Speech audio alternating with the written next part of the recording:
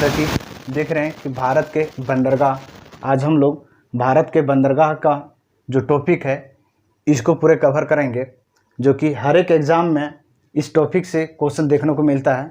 यहाँ तक कि हाल फिलहाल में ही जो झारखंड जेपीएससी का एग्ज़ाम हुआ था उसमें एक क्वेश्चन पूछ लिया गया था कि भारत का वृहद प्राकृतिक बंदरगाह कौन सी है। ऑप्शंस दिया गया था मुंबई, कोचीन, चेन्नई, इस तरह से ऑप्शंस दिया गया था। ठीक है, तो आज हम लोग जानेंगे भारत के बंदरगाह के बारे में, और भारत के बंदरगाह के बारे में जानेंगे, जो कि टोटल भारत के बंदरगाह जो सो दो भागों में बांटा गया है, एक मेजर बंदरगाह और दूसरा माइनर बंदरगाह। मेजर बंदरगाह के अंतर्गत 13 बंदरगाह आते हैं, जो इस सारे टॉपिक, इसका भौगोलिक स्थिति और इससे संबंधित जो भी इसके विशेषता है, इसके बारे में हम लोग अगले 10 मिनट में आप तक जानकारी देने की कोशिश करेंगे। और दूसरा है माइनर बंदरगाह, जो लगभग 200 बंदरगाह पाए जाते हैं इंडिया के अंतर्गत, जो लगभग इसकी भी नाम हमने मेंशन कर दिया है। चलिए तो स्टार्ट करते हैं हम लोग। पहला जो कांडला बंदरगाह है, कांडला बंदरगाह ये कहाँ स्थित है, तो इसकी भौगोलिक स्थिति आपको बताना है कि यह गुजरात में स्थित है। गुजरात के कौन सा क्षेत्र में, तो कच्छ के रन जो क्षेत्र है वो वहाँ पे स्थित है कांडला बंदरगाह। दोस्तों ये कांडला बंदरगाह की विशेषता है कि ये सबसे पश्चिमी तट की बंदरगाह है। भारत के जो भौगोलिक स्थिति है इसके पश्चिमी तट की बंदरगाह है। दूसरी कि ये सबसे व्यस्त बंदरगाह है। और तीसरी विशेषता ये है कि इस बंदरगाह को अरब सागर के राजा बंदरगाह के नाम से भी जाना जाता है। ठीक है, और ये अमीर बंदरगाह के नाम से भी जाना जाता है। आपसे क्वेश्चन पूछा जाएगा कि सबसे व्यस्त बंदरगाह, जवाब होना चाहिए कांडला बंदरगाह। पश्चिमी तट की सबसे पश्चिमी तट की बंदरगाह कांडला बंदरगाह, अमीर बंदरगाह कांडला बंदरगाह, और अरब सागर के राजा बंदरगाह तो कांडला बंदरगाह। इसके अंतर्गत 41 और भी ऐसे छोटे छोटे बंदरगाह हैं जो माइनर बंदरगाह के रूप में, पोर्ट के रूप में आते हैं। चलिए अगला देखते हैं मुंबई बंदरगाह। तो मुंबई बंदरगाह ये महाराष्ट्र में स्थित है। मैनुअली मुंबई महाराष्ट्र में जो है 2 बंदरगाह स्थित हैं, पहला मुंबई बंदरगाह और दूसरा नौवा शौवा बंदरगाह। जो मुंबई बंदरगाह है वो पश्चिमी मुंबई में स्थित है, और ये सबसे बड़ा बंदरगाह है। ठीक है, मुंबई बंदरगाह जो है सबसे बड़ा बंदरगाह है। और नौवा शौवा जो बंदरगाह है वो नवी मुंबई में स्थित है, जो कि ये नौवा शौवा बंदरगाह को अब पंडित जवाहरलाल नेहरू बंदरगाह के नाम से भी जाना जाता है। ठीक है, इसके अंतर्गत महाराष्ट्र के अंतर्गत 48 ऐसे और माइनर बंदरगाह हैं जो छोटे छोटे पोर्ट के रूप में जाने जाते हैं। ठीक है, आपसे पूछा जाएगा कि सबसे बड़ा बंदरगाह कौन सा है, तो मुंबई बंदरगाह।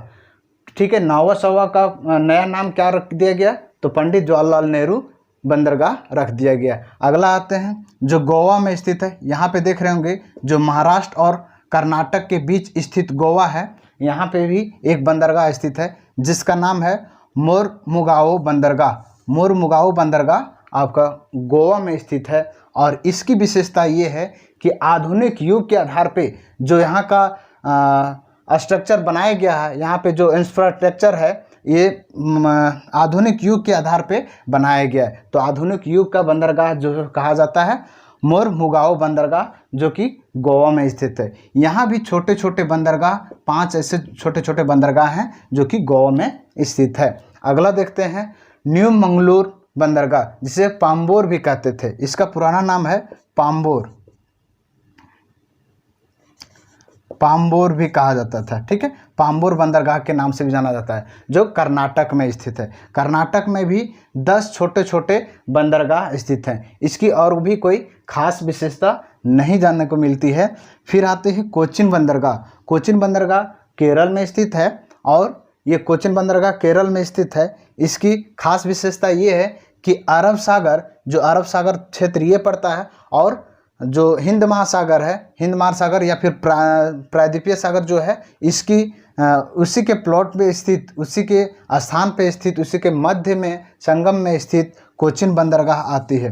ठीक है, अब जान लेते हैं जो पश्चिमी तट में है वो कौन कौन से तट आते हैं। तो ऊपर में हम लोग देख लिए, यहाँ पे गुजरात तट आता है। फिर मुंबई में स्थित जो आता है वो कोंकण तट आता है।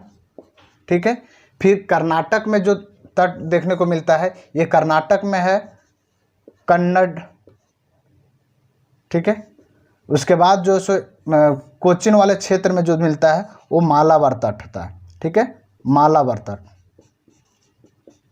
मालाबार तट देखने को मिलता है। अब आ जाते हैं पूर्वी तट में। पूर्वी तट में नीचे से ही स्टार्ट करते हैं। देखिए यहाँ पे है तूतीकोरिन बंदरगाह, जो कहाँ स्थित है, तमिलनाडु में स्थित है। दोस्तों ये जो है दूसरी सबसे बड़ी बंदरगाह है। पहली सबसे बड़ी बंदरगाह मुंबई था, दूसरी सबसे बड़ी बंदरगाह तूतीकोरिन है जो आपका तमिलनाडु में स्थित है। तीसरी जो बंदरगाह है, तीसरी सबसे बड़ी बंदरगाह जो है वो चेन्नई है, चेन्नई बंदरगाह, जो ये भी तमिलनाडु में स्थित है। और फिर यहाँ पे तमिलनाडु में 3 बंदरगाह हैं, तूतीकोरिन बंदरगाह, चेन्नई बंदरगाह और एन्नोर बंदरगाह। आपसे पूछा जाएगा कि 3 बंदरगाहों वाले राज्य कौन सा है, तो तमिलनाडु। तमिलनाडु में कौन कौन से बंदरगाह हैं, तो तूतीकोरिन, चेन्नई बंदरगाह और एन्नोर बंदरगाह, ठीक है। 2 बंदरगाहों वाले राज्य कौन सा है, तो महाराष्ट्र, जो मुंबई है और नौवा शोवा है, ठीक है। चलिए यहाँ तक क्लियर हो गया। फिर तमिलनाडु में भी जो 15 और छोटे छोटे भी पोर्ट हैं, बंदरगाह हैं, जो इसका विशेष नहीं देखने को मिलता है। अगला आते हैं आंध्र प्रदेश बंदरगाह। आंध्र प्रदेश में जो बंदरगाह है वो उसका नाम है विशाखापत्तनम, जो सबसे गहरा बंदरगाह के रूप में इसकी विशेषता देखने को मिलता है, ठीक है। आंध्र प्रदेश में जो स्थित है वो विशाखापत्तनम है, ये सबसे गहरी बंदरगाह है। और यहाँ भी छोटे छोटे 12 ऐसे बंदरगाह हैं जो देखने को मिलता है, ठीक है। अगला देख लेते हैं उड़ीसा में स्थित जो प्रायद्वीप बंदरगाह है। ये प्रायद्वीप बंदरगाह बोला जाता है कि ये पूर्वी तट से संबंधित जो बंगाल की खाड़ी के माध्यम से जो जितने भी आवागमन होते हैं या फिर जितने भी वस्तुएं जो ट्रांसपोर्ट होते हैं, ये प्रायद्वीप की जो उड़ीसा में स्थित है बंदरगाह, प्रायद्वीप बंदरगाह, इससे संबंधित रखता है। यहाँ भी छोटे छोटे 13 बंदरगाह हैं जो उड़ीसा में पाए जाते हैं। अगला देख लेते हैं कोलकाता में स्थित। कोलकाता में जो स्थित है वो कोलकाता के नाम से ही स्थित है। कोलकाता में स्थित जो है कोलकाता बंदरगाह के नाम से ही स्थित है। यहाँ पे एक और उप बंदरगाह के रूप में जाना जाता है, जैसे हल्दिया बंदरगाह कहा जाता है। ये तट रक्षक के लिए ज़्यादा उपयोगी माना जाता है। दोस्तों इस तरह से हम लोग 12 बंदरगाह कंप्लीट किए जो कि ये पूर्वी तट में था। तो पूर्वी तट में जो आंध्र प्रदेश वाले क्षेत्र, विशाखापट्टनम वाले क्षेत्र में पड़ता है, जो ये ठीक है उड़ीसा की तरफ से पड़ता है, ठीक है। चलिए उसके बाद देख लेते हैं 13वां जो बंदरगाह है वो है पोर्ट ब्लेयर, जो कहाँ पड़ता है, अंडमान निकोबार द्वीप समूह में पड़ता है। अंडमान निकोबार द्वीप समूह में पोर्ट ब्लेयर पड़ता है। इसकी विशेषता ये है कि ये सबसे छोटी बंदरगाह है और पूर्वी बंदरगाह इसी के नाम से जाना जाता है। अब हम लोग एक एक करके याद करते हैं। कांडला बंदरगाह जो गुजरात में पड़ता है, इसकी विशेषता क्या है कि इसकी विशेषता ये है, ये सबसे अमीर बंदरगाह है और सबसे व्यस्त बंदरगाह है और इसे अरब सागर की राजा बंदरगाह के नाम से भी जाना जाता है। दूसरा है महाराष्ट्र में स्थित 2 बंदरगाह है, जो मुंबई बंदरगाह और नहवा सौवा, जो नहवा सौवा का नाम अब पंडित जवाहरलाल नेहरू के नाम से भी जाना जाता है। उसके नीचे है उसके नीचे जो है गोवा है। गोवा में स्थित मोरमुगाओ है, जो कि यहाँ पे गोवा में स्थित है। उसके बाद आते हैं कर्नाटक में है न्यू मंगलुरु, जो कि पाम्बन बंदरगाह के नाम से भी जाना जाता था। फिर है केरल में स्थित है कोची बंदरगाह, जो कि केरल में स्थित है। फिर नीचे से चलते हैं तमिलनाडु में स्थित 3 बंदरगाह, तूतीकोरिन, चेन्नई और एन्नोर। फिर आ जाते हैं आंध्र प्रदेश में है विशाखापत्तनम, उड़ीसा में है प्रायद्वीप और पश्चिम बंगाल में 2 बंदरगाह हैं, जो एक कोलकाता के नाम से ही है और दूसरा हल्दिया के नाम से है। और ये अंडमान निकोबार द्वीप समूह में स्थित जो है वो पोर्ट ब्लेयर द्वीप है, जो सबसे छोटी बंदरगाह है, ठीक है। तो यहाँ तक देखें कि सबसे बड़ा बंदरगाह हो जाता है मुंबई बंदरगाह, दूसरा सबसे बड़ा बंदरगाह तूतीकोरिन, तीसरा सबसे बड़ा बंदरगाह चेन्नई, सबसे गहरा बंदरगाह विशाखापत्तनम, सबसे छोटा बंदरगाह पोर्ट ब्लेयर, और सबसे व्यस्त बंदरगाह या सबसे अमीर बंदरगाह कांडला बंदरगाह आता है, और सबसे आधुनिक युग का बंदरगाह जो है वो मोरमुगाओ बंदरगाह है। ठीक है, और जो नए अभी हाल ही फिलहाल में ही जो नाम चेंज किया गया है वो नाहवा शोवा का बंदरगाह का नाम चेंज करके ये जवाहरलाल नेहरू बंदरगाह के रूप में जाना गया है।